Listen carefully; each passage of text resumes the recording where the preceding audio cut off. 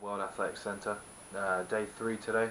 Some guys went off to some competition in Canada. So the training perspective was a little bit different. It's a little bit of a low day, but it actually gives a little bit more insight into how the programs are running from a multi-athlete perspective. From the outset, the program seemed very relaxed, and it still is, and I spoke about that a little bit before, but what you don't realise is actually the amount of in-depth planning and detail and layers that go into the program.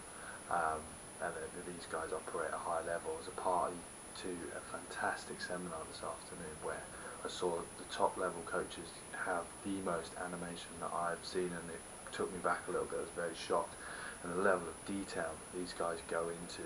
I heard some stories about some athletes, some great British athletes as well in the 2012 Olympics, and how he turned around hamstring injuries in 15 days where people would have said, no, you're not competing. These guys work hard, they know their field, and in all honesty, it's very inspiring.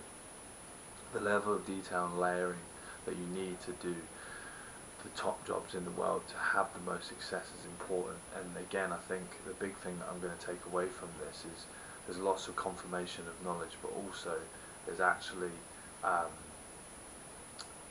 being able to dissect success. I mentioned that in my last video. Dissected it from an athlete's point of view, now looking at a coach's point of view. It is all about the detail, but making sure the athlete isn't too aware of the detail, but you have plan A, plan B, plan C. You have every contingency and every strategy needed to maximize. They talk about training density. It definitely is a massive important thing.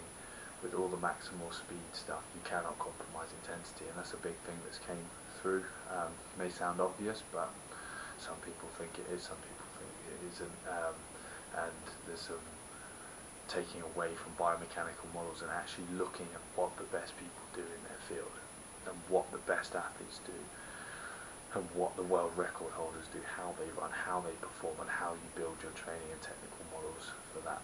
I feel very humbled to be around these people, because at the end of the day I'm sat with coaches that have won multiple gold medals, world record, world leading times in sports across the whole of track and field. So looking to get a little bit more into detail, talking about coaching processes over the next couple of days. I've got 2 more days left, so here's for now.